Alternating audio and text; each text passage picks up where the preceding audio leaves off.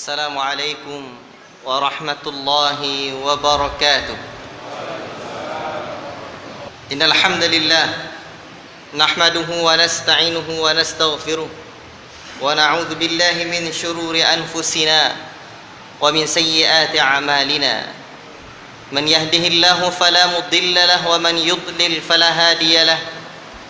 Ashhadu an la ilaha illallah wahdahu la syarika lahu.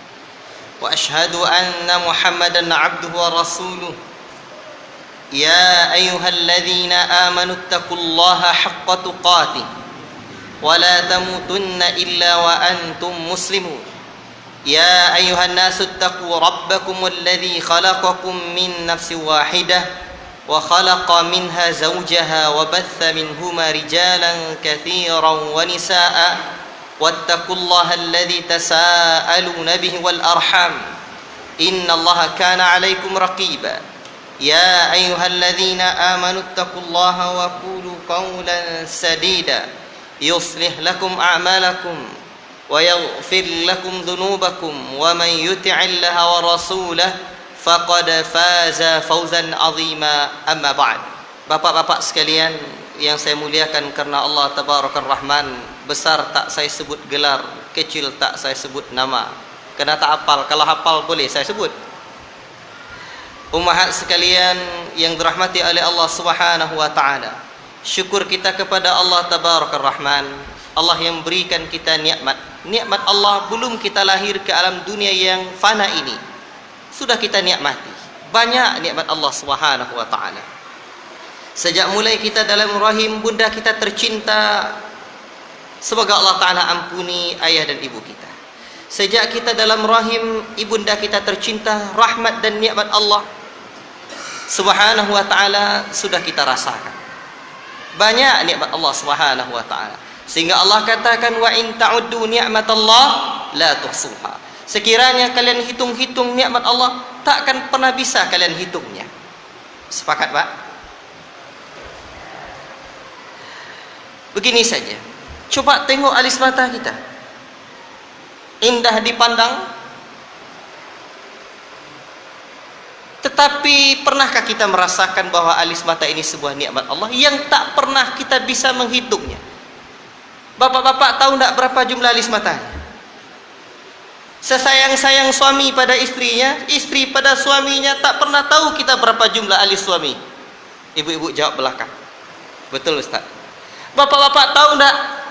Ibu-ibu saja tak tahu, apalagi bapak-bapak. Nikmat alis mata, Pak. Coba alis mata ni kalau hilang dia sebelah, kira-kira gimana? Tengok di kaca, alis mata saya hilang sebelah. Nikmat alis mata saja tak tahu kita berapa jumlahnya. Wa in ta'uddu ni'matallah, sekiranya kamu hitung nikmat Allah, tak pernah kamu bisa menghitungnya. Allahu Akbar. Tapi Allah Ta'ala memang tak suruh kita menghitung-hitung nikmat ini. Yang Allah Ta'ala suruh apa? Allah kita syukuri, kita ceritakan nikmat Allah ini. La in syakartum la azidannakum. Jazakallah. Wa la in syakartum la azidannakum wa la in kafartum inna adzabi lasyadid. Sekiranya kalian syukuri nikmat Allah Ta'ala ini, Allahu Akbar, akan aku tambah nikmat itu. Allah tambah keberkahannya. Allahu Akbar. Dan merupakan di antara bentuk syukur kita lah kita hadir di rumah Allah Ta'ala ini. Semoga Allah Ta'ala istiqamahkan kita senantiasa hadir di rumah Allah. Karena ada satu hadis dhaif sanadnya, tetapi maknanya betul. Idza ra'aitumur rajula yatanadaw masajid fashhadu lahu bil iman.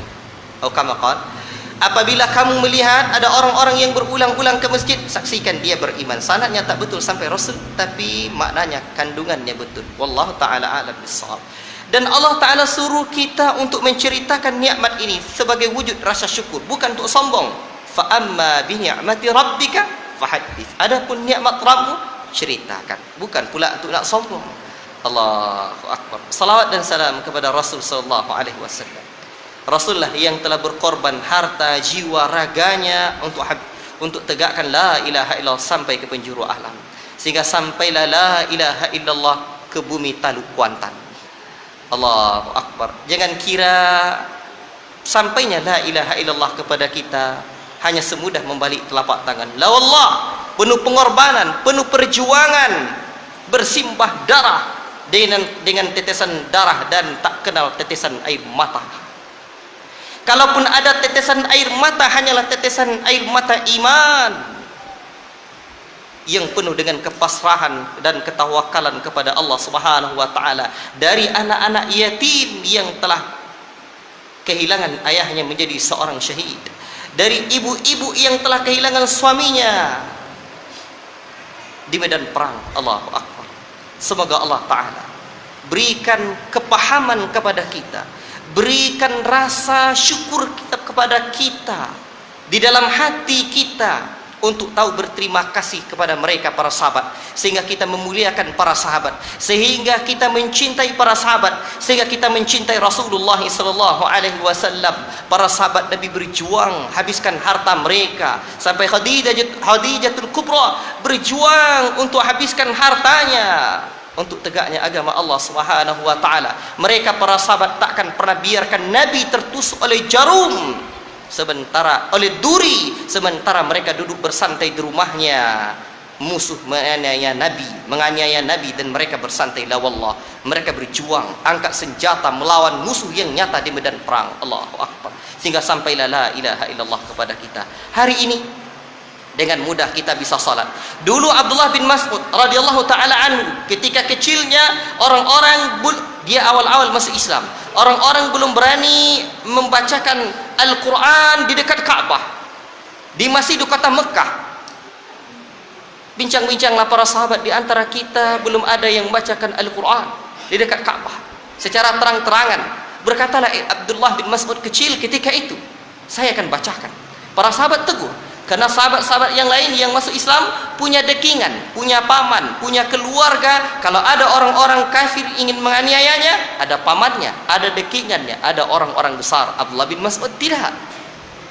Tetapi Abdullah bin Mas'ud radhiyallahu taala anhu pergi dekat Ka'bah. Ia bacakan firman Allah Subhanahu wa taala. Allahu akbar. Surat apa itu? Ar-Rahman. Beberapa ayat lu baca. Allahu akbar. Allahu akbar.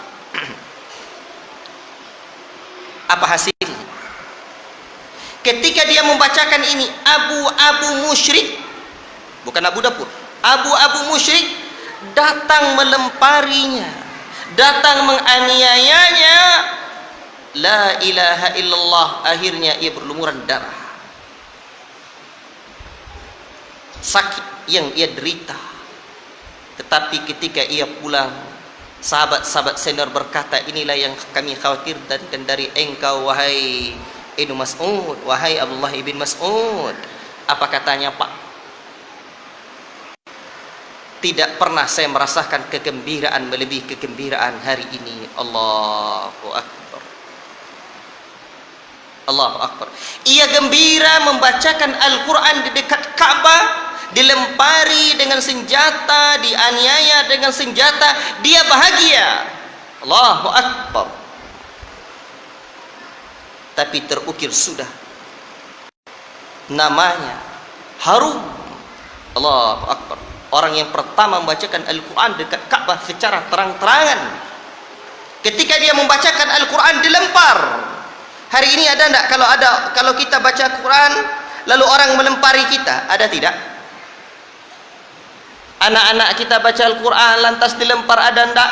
Kalaupun ada, saya kata Kak Santri, kalau ada pun anak-anak kalian cuma dilempari uang merah-merah, uang biru-biru sama ayah dan ibu. Nih, kamu pintar kali nak, bersyukur ayah sama pada Allah mendapatkan karunia dirimu. Allahu akbar. Lemparnya bukan dengan lemparan batu, lemparnya bukan dengan lemparan lembing, tapi lemparnya dengan lemparan uang.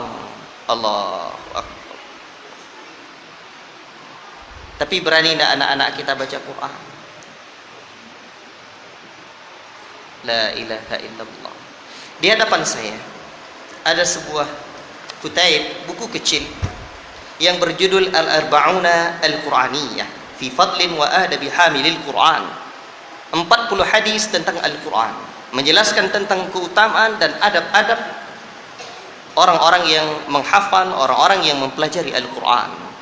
Kitab ini ditulis oleh guru kita Syekh Ahmad Abu Nasr hafizahullah taala, dan beliau pernah ceramah di masjid ini sekitar 2 tahun yang lalu ya, sekitar 2 tahun yang lalu. Dan beliau ini kitabnya, bukunya 40 hadis tentang Al-Quran. Beliau dari Mesir, hafizahullah ta'ala. Taib, saya ingin membacakan kitab ini, hadis-hadis ini, tapi mungkinlah 40 hadis ini takkan bisa. Ma la yudraku kulluhu la yutraku kulluhu. Kalau tidak bisa kita dapatkan semuanya, tak bolehlah ditinggalkan semuanya. Yang elok-elok, yang buruk-buruk tak boleh. Yang baik-baik kalau tak dapatkan kita semuanya, jangan tinggalkan. Tapi kalau yang buruk-buruk tak dapat semuanya, ambil juga. Tak sama sekali. Barakallahu fiikum. Sahabat semua yang kucintai karena Allah Tabarakar Rahman. Ya. Hadis-hadis tentang Al-Quran agar kita termotivasi. Dahulu orang-orang Mekkah, orang-orang Arab jahiliyah, peradaban mereka betul-betul terbelakang, jauh dari peradaban gemilang. Datang Rasulullah SAW memberikan motivasi tauhid, iman, amal saleh. Disampaikan oleh Rasulullah SAW, qala Allah, disampaikan oleh Rasulullah SAW hadis-hadisnya, wa ma yantiqu 'anil hawa in huwa illa wahyuha. Tidaklah ada yang diucapkan oleh Nabi melainkan hanya wahyu yang telah diwahyukan.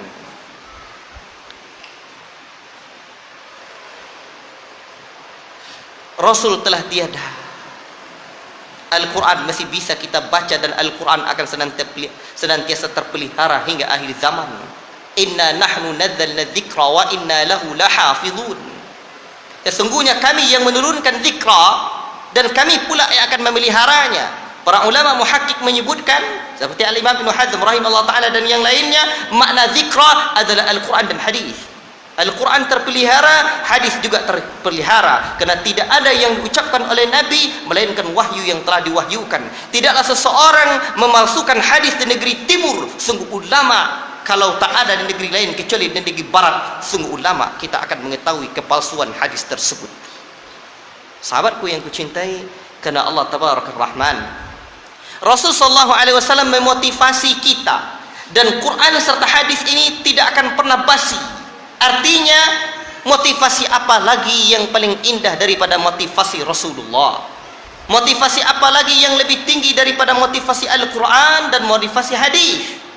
Dan apabila kita mendapatkan diri kita tidak rajin salat, tidak rajin membaca Al-Quran, tidak bersemangat dalam mempelajari kalamullah ini, maka bacalah hadis-hadis at-targhib wa tarhib. At-targhib memotivasi kita untuk mempelajari Al-Quran. Kalau sudah kita baca hadis-hadis, insya Allah kita akan termotivasi, karena motivasi yang paling tinggi adalah motivasi yang datang dari Nabi Sallallahu Alaihi Wasallam. Sahabatku yang kucintai karena Allah Subhanahu Wa Taala, Rasul Sallallahu Alaihi Wasallam bersabda dari Utsman ibn Affan radhiyallahu taala anhu, khairukum man ta'allama al-Qur'ana wa 'allamah. Sebaik-baik kalian adalah orang yang mempelajari Al-Quran dan mengajarkan Al-Quran. Allahu Akbar. Pengen jadi orang baik? Sebaik-baik kalian adalah orang yang mempelajari Al-Quran dan mengajarkan Al-Quran. Lihatlah, perhatikanlah. Sesungguhnya Rasulullah SAW tidak sebut orang-orang yang baik adalah orang-orang yang mempelajari ilmu sains. Orang yang baik adalah orang yang menguasai ilmu kedokteran. Orang-orang yang baik adalah orang yang menguasai ilmu teknik dan berbagai macam ilmu yang lain. La wallah, orang yang baik adalah orang-orang yang mempelajari Al-Quran. Di dalam riwayat lain Rasul menyebutkan, man yuridillahu bihi khaira yufaqihu fid din.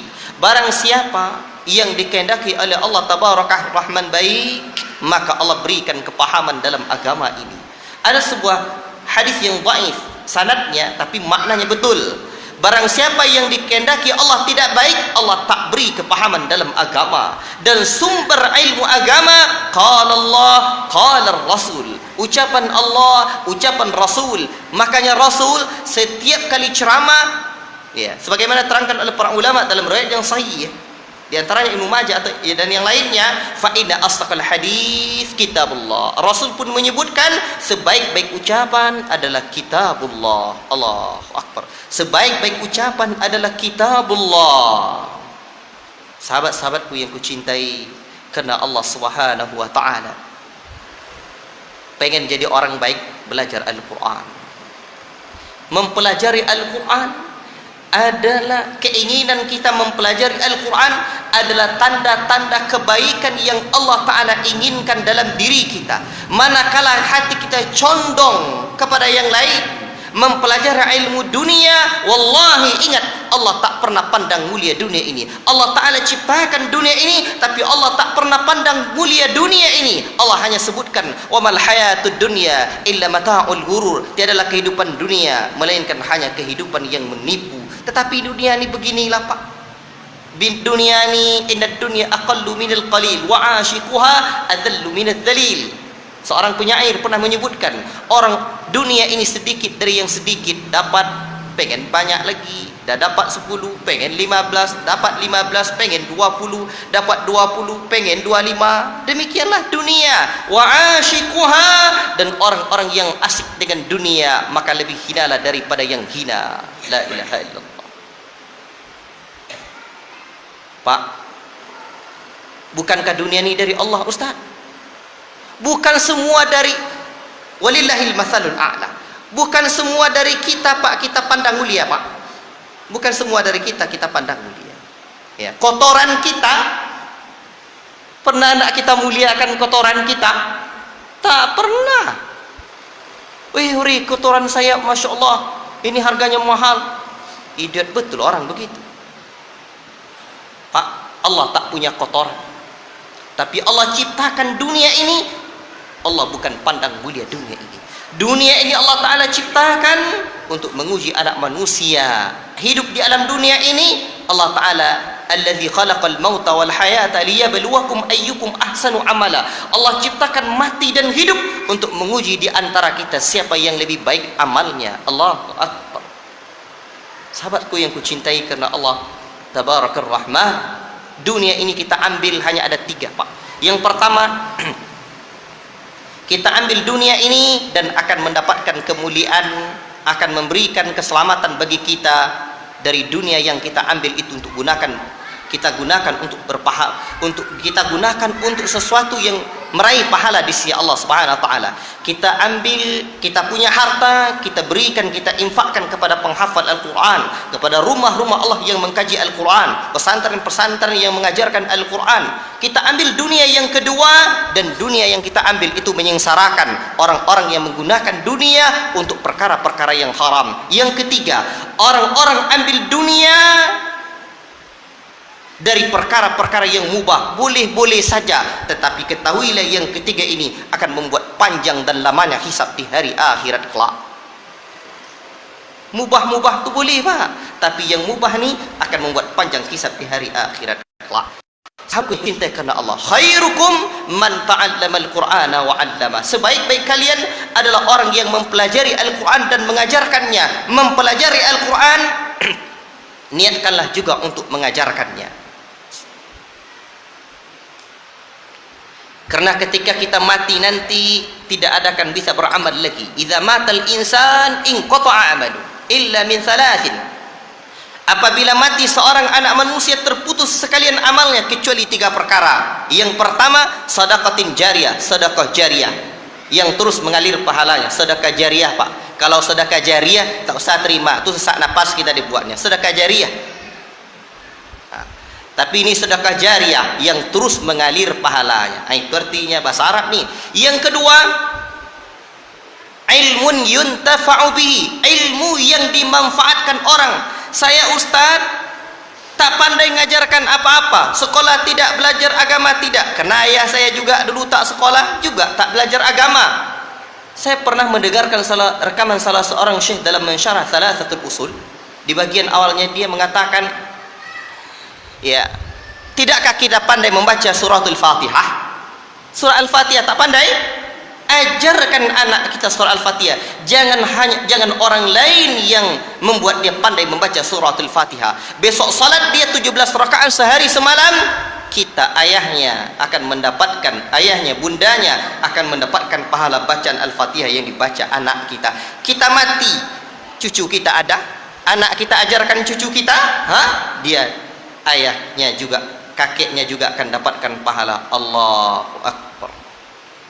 Cubaan kita maunya apa-apa ajarkan sama tuk guru, antarkan ke masjid. Sudahlah tanggung jawab kita memelihara anak dari siksa neraka, tapi kita berikan kepada tuk guru. Tuk guru pun tak pula kita hormati. La ilaha illallah. Baik. Khairukum man ta'allama al-Qur'ana wa 'allama. Sebaik-baik kalian orang yang mengajarkan Al-Quran, orang yang belajar Al-Quran dan mengajarkan Al-Quran. Sehingga ada di antara para ulama kita sudah menjadi ulama besar dan mereka senantiasa tetap mengajarkan Al-Quran. Ketika ditanya kepada mereka, ya Syekh, kenapa engkau tetap mengajarkan Al-Quran? Motivasinya adalah hadis yang mulia ini. Sungguh sangat aneh kalau ada qari, kalau ada orang yang ahli dalam Al-Quran, dia berkata, dah capek saya ngajar Al-Quran. La ilaha illallah. Akankah Al-Quran dibaca hanya sekedar melantunkan dan berirama saja? Wallahi akan ada orang-orang di akhir zaman membaca Al-Quran, Al-Quran tak lewat dari kerongkongannya, tak meresap masuk sampai ke dalam hatinya. Itulah ciri-ciri di antara ciri-ciri ahli dhalal, dan di antara mereka adalah orang-orang khawarij. Barakallahu fikum. Semoga Allah Ta'ala memberkahi hidup kita dan aktivitas-aktivitas kita. Sahabatku yang kucintai karena Allah Subhanahu wa Ta'ala.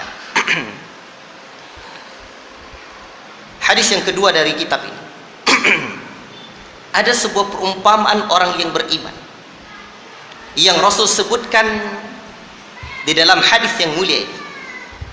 Dari sahabat Abu Musa al-Ash'ari radhiyallahu ta'ala anhu, Rasul menyebutkan, "Matsalul mu'min alladhi yaqra'ul Qur'an kamatsalil utrujjah rihuha tayyib wa ta'muha tayyib."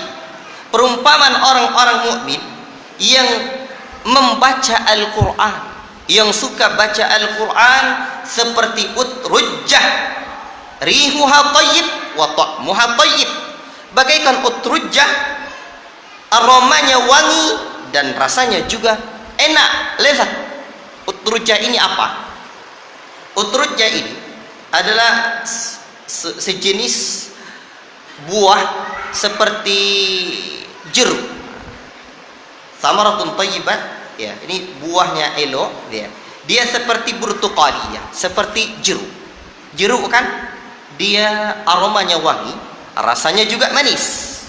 Barakallahu fikum. Kalau bapak nak tengok bagaimana utrujjah bentuknya, ketik internet, cari di Google, ketik al-utrujjah, cari yang gambar, akan keluar bentuknya itu. Jadi Rasul membuat perumpamaan, dan begitulah pengajaran Rasul, memberikan perumpamaan bagian daripada asalib ta'limnya Rasul sallallahu alaihi wasallam. Rasul mengumpamakan orang mukmin yang belajar membaca Al-Quran bagaikan orang-orang yang bagaikan utrujjah, aromanya wangi dan rasanya enak. Baik. Yang kedua, wa mathalul mu'min alladhi la yaqra'ul Qur'an kamathalit tamrah. Dan orang mukmin yang tidak membaca Al-Quran, dia orang mukmin tapi baca Quran tak mau, jarang, maka bagaikan kurma, la rihalaha wa ta'muha hulwun, tidak ada baunya, rasanya manis. Ternyata orang mukmin tetap juga manis, walaupun tak ganteng-ganteng kali, sudahlah bentuknya pendek, perut besar, kulit hitam, mata pun melotot, rambut pun kribo, tetap manis. Orang mukmin, la tahinu wa la tahzanu wa antumul a'launa in kuntum mu'minin. Jangan hina, merasa hina, jangan merasa sedih. Kalian adalah orang mulia jika kalian beriman. Tapi kalau tak rajin baca Quran, tak mau baca Quran, walau rasanya manis tapi baunya tak harum. Itu hebat orang baca Quran, rasanya manis, beraroma, masya Allah, luar biasa. Kalau aromanya dah mantap, kan bisa ngiler. Durian saja kalau aromanya 100 meter yang hobi durian, bisa keluar dari liur dia. Itu orang habis durian, kalau tak habis durian pusing kepalanya. Wa masalul munafiqil ladzi yaqra'ul Qur'an, dan perumpamaan orang-orang munafik. Siapa orang munafik? Orang yang mulutnya manis bagaikan gula, sementara hatinya menyimpan racun syirik yang berbisa. Itu orang munafik. Dia menyimpan kesyirikan. Tapi dia baca Quran, banyak ustaz, banyak. Dia munafik, tapi menjual ayat, dan ia menjual ayat Allah dengan harga mulia, dengan harga yang hina. La ilaha illallah. Ia cari harga, ia cari dengan agama, dengan Al-Quran, sesuatu aradat minat dunia, satu yang hina dari dunia ini. La ilaha illallah. Banyak dia jual agama ini. Maka perumpamaan mereka masalur raihana, bagaikan perumpamaan raihana. Ini sejenis tumbuhan juga, raihana, ya. Kita cukup terjemahkan dengan raihana saja, karena tidak ada pohon ini di tempat kita yang persis seperti itu. Wallahu taala alam bissawab. Rihuha thayyib wa ta'muha murrun. Aromanya baik tapi rasanya pahit. Aromanya baik tapi rasanya pahit. Tertipu kita. Aromanya Masya Allah enak kali, tetapi rasanya pahit luar biasa. La ilaha illallah. Jangan, hati-hati. Berarti kalau seperti itu jangan tertipu dengan bau. Jangan tertipu dengan bau. Walaupun bau ini penting, tengok dulu apa hakikatnya. Seringkali kita tertipu dengan bau, asal dipandang mantap, sedap, ngetop, hantam saja. Tak boleh. Asal pengikutnya banyak, enak terasa, indah dipandang. La ilaha illallah. Orangnya pula banyak. Wa in tuti aktsar man fil ardi yudilluka an sabilillah. Kalau kalian ikuti kebanyakan orang, kalian akan terjauh dari jalan Allah. Jadi jangan asal tengok banyak, enak, sedap, mantap, ngetop, ikut. Tak boleh. Tengok dulu hakikatnya. La ilaha illallah.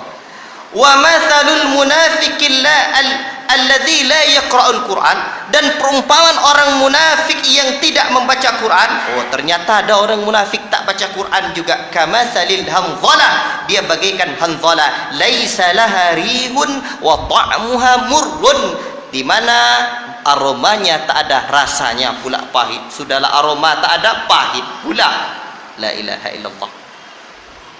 Di antara para ulama kita, seingat saya Syekh Salim bin Aid Al-Hilali hafizahullah taala menyebutkan bahwa begini Allah memperumpamakan Al-Quran itu dengan aroma. Orang yang membaca Al-Quran diumpamakan dengan aroma, adapun iman dengan rasa. Allah memperumpamakan membaca Al-Quran dengan aroma, dan perumpamaan iman dengan rasa. Dan iman memang betul ada rasanya, sampai Rasul menyebutkan dzaqa ta'mul iman man radiya billahi rabba. Betul-betul merasakan manisnya iman, nikmatnya iman oleh orang yang telah ridha Allah sebagai Rabbnya. Allahu Akbar.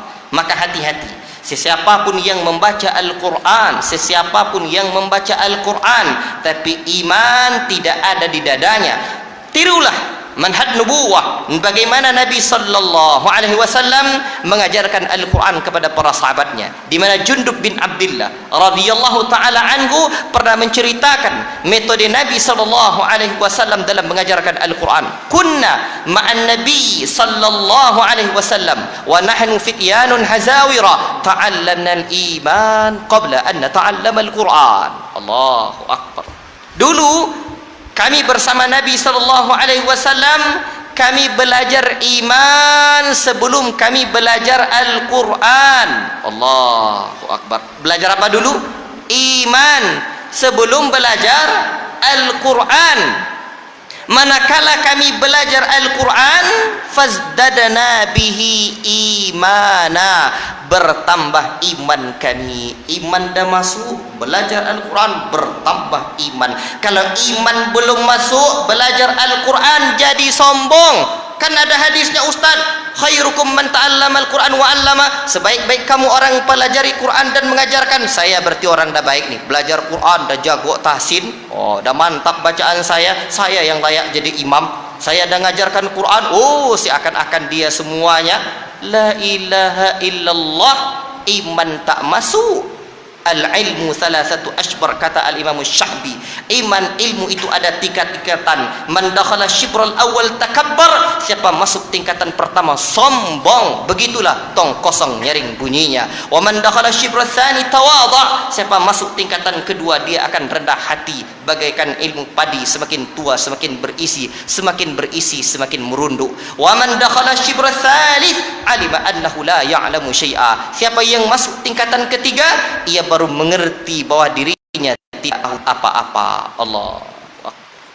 Sebab itulah Al-Imam Ahmad menyebutkan ma'al mahbara ilal maqbara, senantiasa berteman dengan tinta, belajar terus belajar sampai masuk ke dalam kubur. Barakallahu fikum. Semoga Allah Ta'ala berkahi hidup kita, ilmu kita dan aktivitas kita. Iman sangat penting kita pelajari. Ketika iman tidak ada di dada, Al-Quran dibaca hanya sampai dalam kerongkongan. Ketika kita mengaji, yang dipendengarkan adalah bacaan indah kita dan eloknya bacaan kita. Ketika kita menjadi imam, ketika kita membaca apa-apa, maka andai iman tidak ada di hati, bahaya. Makanya Rasul sebutkan, dalam kitab ini juga disebutkan, Al-Quran itu menjadi hujjah bagi kita, penolong kita, au hujjah alaika, atau bumerang bagi kita. La ilaha illallah, yang akan menendang kita masuk ke dalam neraka. La ilaha illallah. Makanya Jundub radhiyallahu taala anhu katakan kepada salah seorang tabi'in, diriwayatkan oleh al-Imam At-Tabrani dalam Mu'jamnya dan al-Imam Al-Baihaqi di dalam Syu'abul Iman, kata beliau, wa antumul yawm ta'lamuna al-Quran qabla al-iman. Beliau menyalahkan, kalian hari ini ternyata mempelajari Al-Quran sebelum iman. Baik, sebelum saya lanjutkan, kita sedikit berbicara tentang iman dengan beberapa kata saja. Ketika menafsirkan tentang iman, menyebutkan ta'rifnya, definisinya, para ulama kita menyebutkan iman qaulul qalbi wal lisan wa amalul jawarih, ucapan hati, ucapan lisan dan amal anggota badan. Artinya iman ada tiga. Yang pertama hati, yang kedua lisan, yang ketiga anggota badan. Membaca Al-Quran amalan apa? Membaca Al-Quran amalan apa? Amalan lisan. Iman amalan hati, mendidik hati sebelum lisan, akal dan jasmani. Hati dulu. Sebab Jundub katakan demikian, Rasul didik iman. Allahu Akbar. Sebab itulah Syekh Al-Utsaimin di dalam kitabnya Khulasatu Ta'zimul Ilmi menyebutkan dari 20 poin syarat untuk menuntut sukses dalam menuntut ilmu. Poin yang pertama, tathiru wi'a'il ilmi, menyucikan wadahnya ilmu. Wa huwal qalbu, dan wadahnya ilmu adalah hati. Allahu Akbar. Hati. Masukkan iman, Pak. Makanya Al-Imam At-Turtusi, saya mendapatkan faedah dari salah seorang murid Al-Albani yang bernama Syekh Walid Saifun Nasr. Saya meminta filenya kepada beliau, ya, saya japri beliau dan beliau ngirimkan tulisan beliau. Al-Imam At-Turtusi menyebutkan menghafal Al-Quran, mengajarkan hafalan-hafalan Al-Quran saja tanpa mengajarkan tadabbur, tanpa mengajarkan memahami maknanya, inda al-Imam At-Turtusi mimma ibtada'ahun nas, di antara perkara-perkara baru yang dibuat oleh manusia. Artinya menyelisih sunnah, khilafus sunnah, atau dalam bahasa yang paling takut masyarakat kita dengarnya, bid'ah. Padahal Nabi juga sebut begitu. La ilaha illallah. Baik, saya tak tahu salat Isya masuk jam pukul berapa.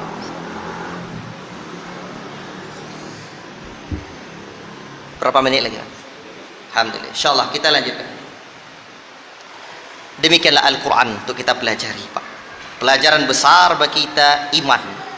Timbul pertanyaan, Ustaz, bagaimana nak belajar iman? Belajar tasin saja belum?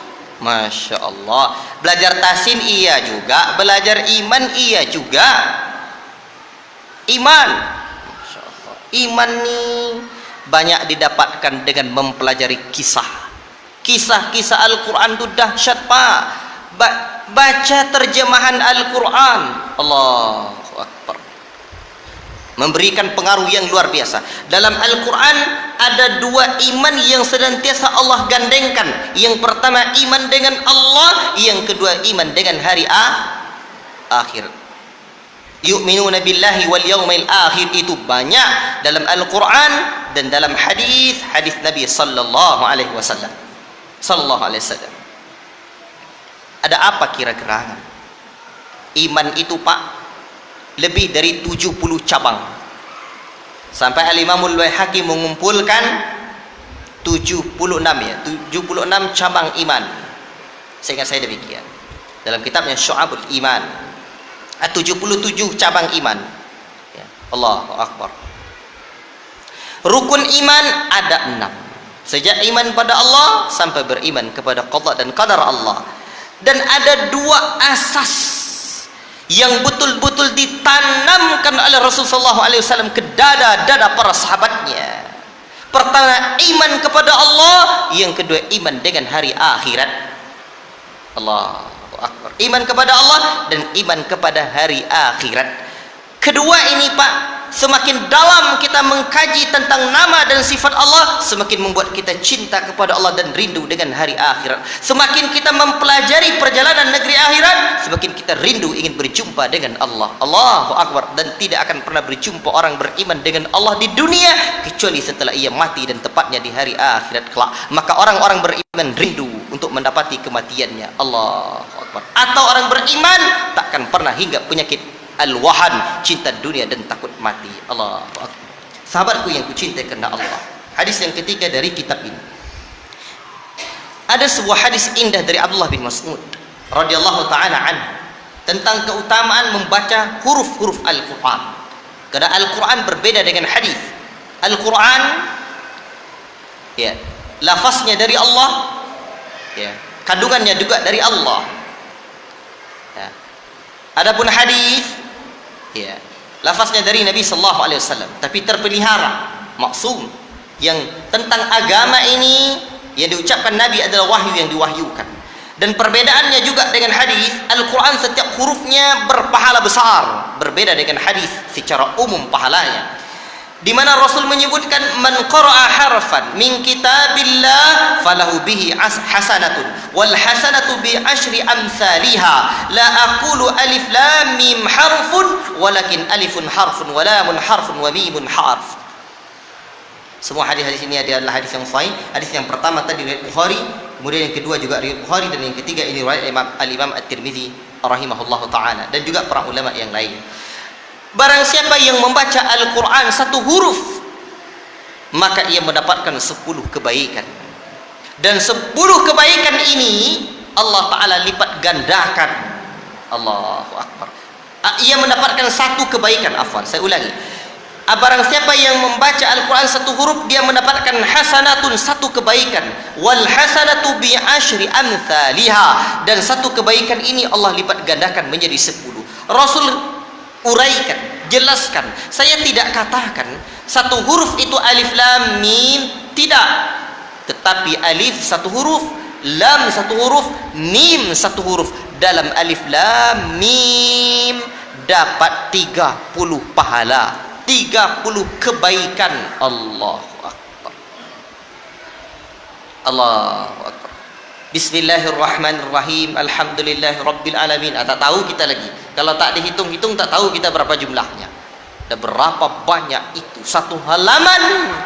Allahu Akbar, kebaikan yang akan kita dapatkan.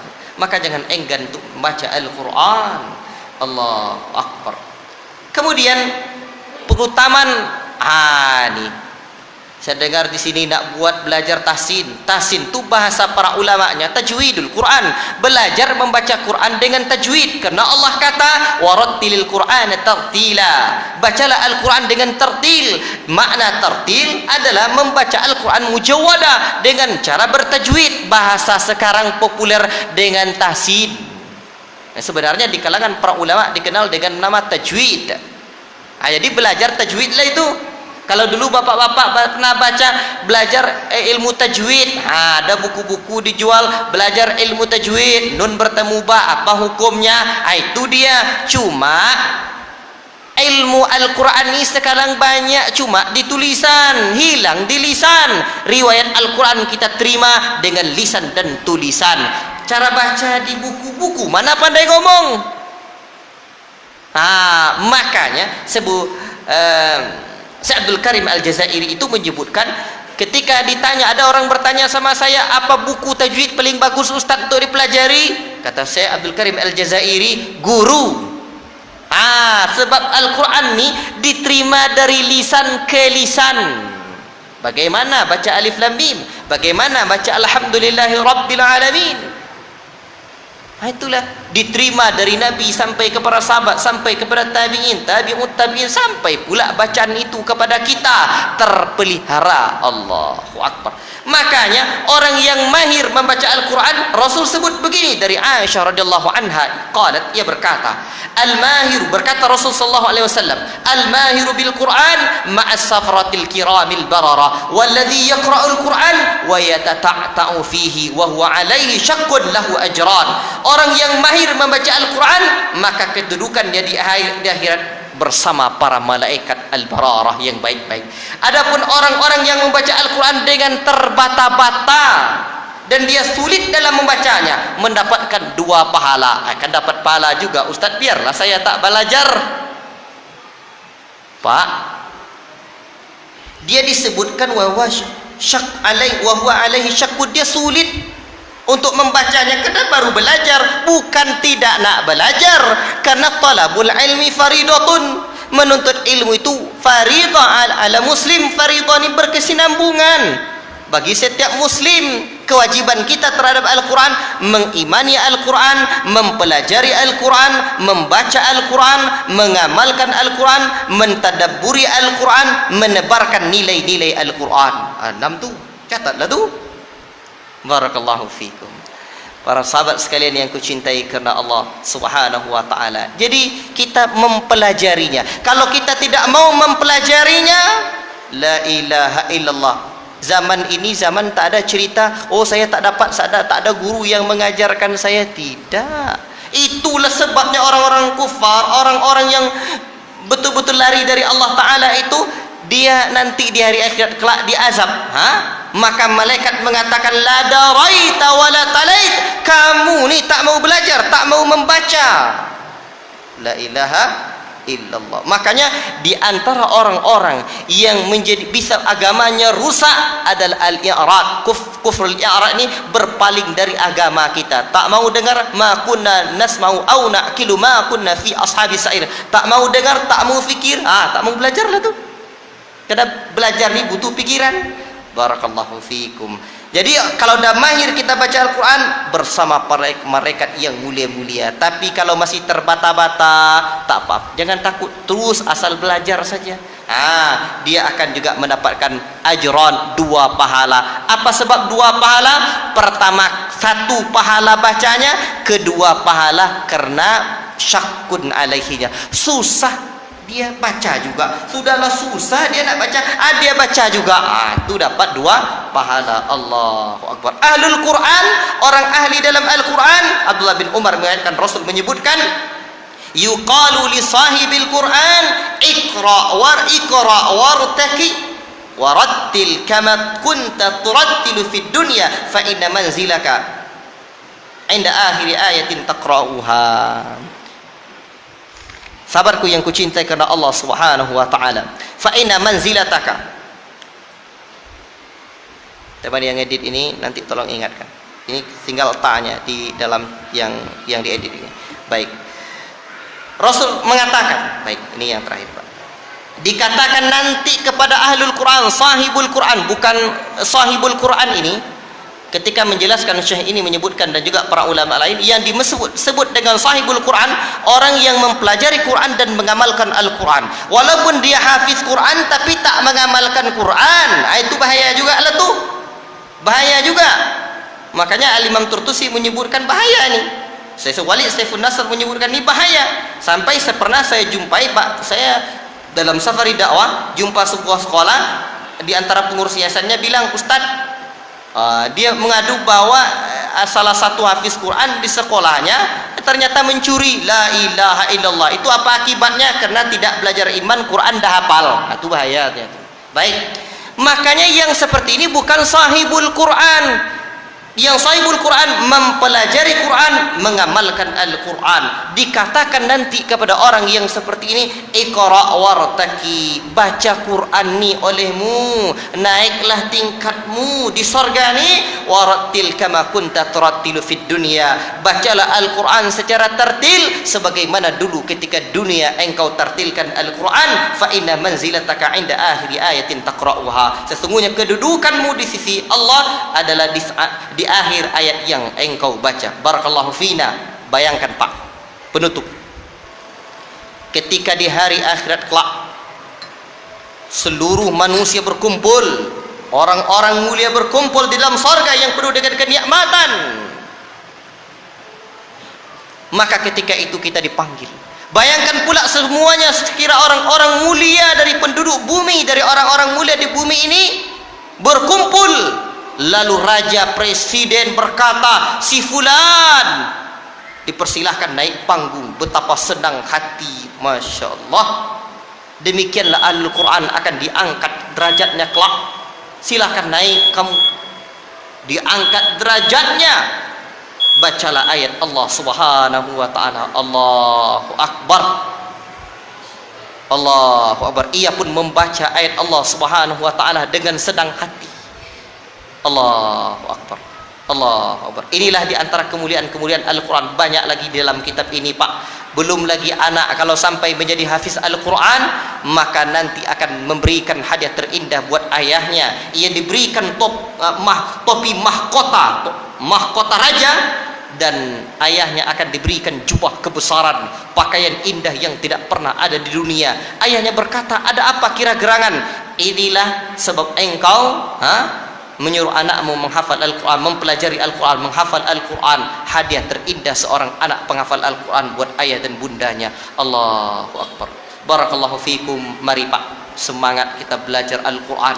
Yang tua-tua ni tak mungkin lagi duduk di bangku sekolah seperti anak pondok pesantren, tapi masih bisa kita belajar masjid Pak. Masjid tempat belajar Al-Quran. Jangan khawatir Pak. Dulu orang-orang cuma kenal dengan jamiah, tak kenal dengan jamiah. Maka seorang syekh menyebutkan dari negeri Yaman, dulu kami belajar di jamiah, dan kalian sekarang belajar di jamiah. Ya, laisa zakaru kal untha. Tidaklah sama kalimat jamiah dengan kalimat jamiah.